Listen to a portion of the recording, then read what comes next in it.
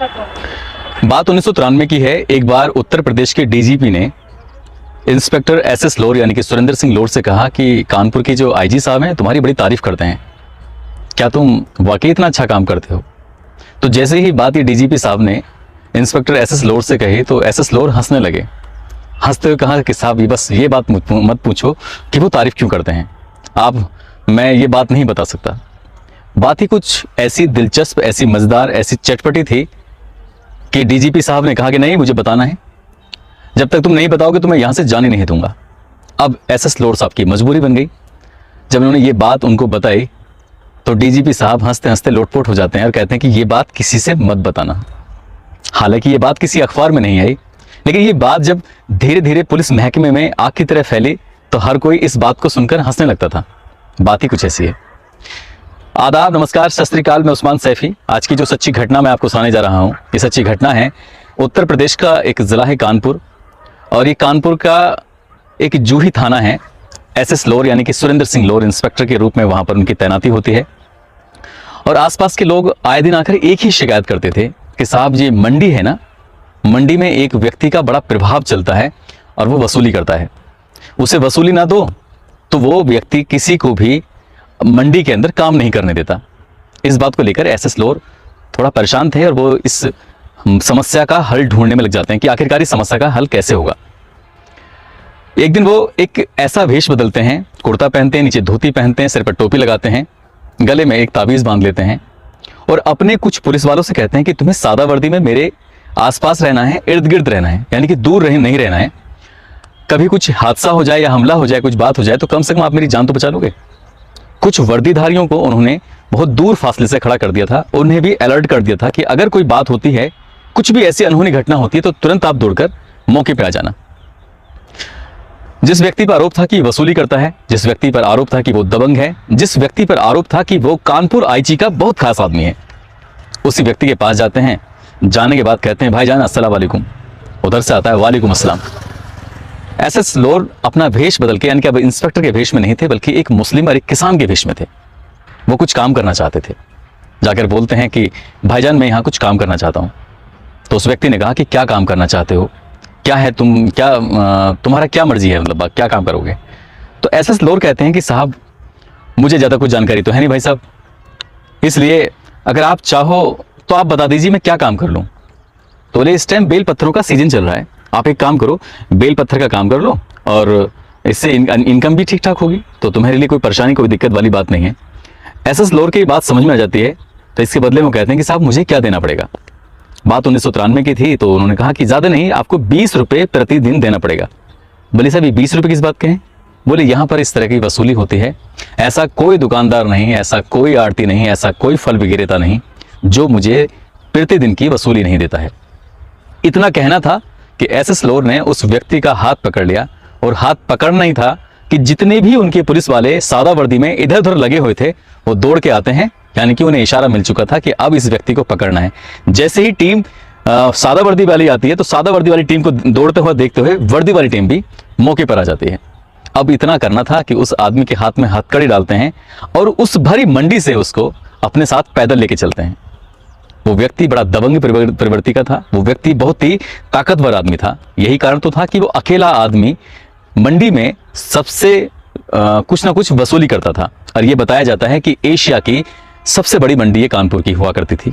अब है कि नहीं है ये पता नहीं, लेकिन उन दोनों इसका यही नाम था कि एशिया की सबसे बड़ी मंडी कोई है तो वो कानपुर की मंडी है। हाथ में हथकड़ी पड़ी हुई है, उसको पैदल ही जूही थाने की तरफ ले जाते हैं। इससे पहले कि वो थाने पहुंचते आईजी साहब का फोन पहुंच जाता है। अरे लोर साहब आप किसको पकड़ के लेके आए हैं, आपको पता है?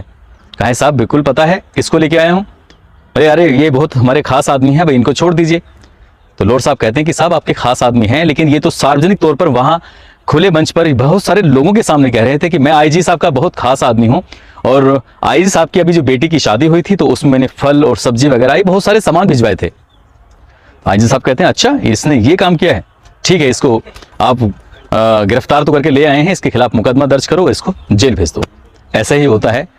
आईजी साहब को हालांकि पता था कि इंस्पेक्टर लोर ने एक चाल चली थी और उस चाल में वो कामयाब हो जाते हैं, और आईजी साहब का जो व्यक्ति है, वो आदमी है, वो कहीं ना कहीं फंस जाता है और उसको जेल जाना पड़ता है। इस बात की चर्चा फिर पूरे कानपुर में फैल जाती है कि जो व्यक्ति सालों साल से लोगों से वसूली कर रहा था। इसमें ना कोई मुसलमान या हिंदू, सभी धर्मों के लोग थे। आड़ती हो चाहे फल विक्रेता हो, कोई भी हो, सभी ने बड़ी राहत की सांस ली और सभी लोग एसएस लोर के दीवाने हो जाते हैं कि वाह, एसएस लोर साहब ने क्या काम किया है। अभी एसएस लोर साहब इसी बात की तारीफें सुन रहे थे कि एक बहुत बड़ा कांड हो जाता है। कांड क्या था? एक कानपुर का बहुत ही मशहूर होटल, और उस मशहूर होटल में लूट हो जाती है। ये इस बात की तहरीर जब जूही थाने में पहुंचती है कि साहब हमारे लाखों रुपए के जेवरात, हमारे लाखों रुपए का सामान, हमारे लाखों रुपए एक लूट हो गई है इसकी, आप इसका पता कर दीजिए।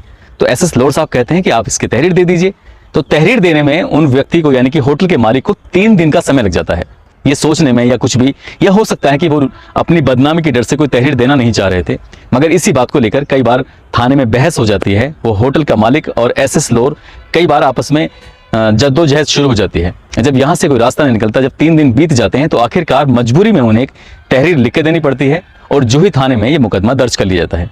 इस मामले की जांच पड़ताल एसएस लोर यानी कि सुरेंद्र सिंह लोर जब करने लगते हैं तो पता चलता है कि कोई लूट नहीं हुई थी, बल्कि इसी घर में एक काम करने वाला उनका नौकर सारा सामान बांध के यहाँ से भाग जाता है। अब वो कहाँ का रहने वाला है, कहाँ का नहीं रहने वाला है, ये पुलिस के लिए चिंता का विषय बन गया था। पर ये सच था कि उसने लाखों रुपए की ज्वेलरी और लाखों रुपए नकदी पर हाथ साफ कर दिया था। बात दिन गुजरने लगते हैं और धीरे धीरे लोगों का प्रेशर, लोगों का दबाव बढ़ने लगता है कि इतनी बड़ी चोरी हुई है, पुलिस कोई काम नहीं कर रही है। तो ये इस होटल मालिक की जो वाइफ है, पत्नी है, तो बहुत सुंदर थी।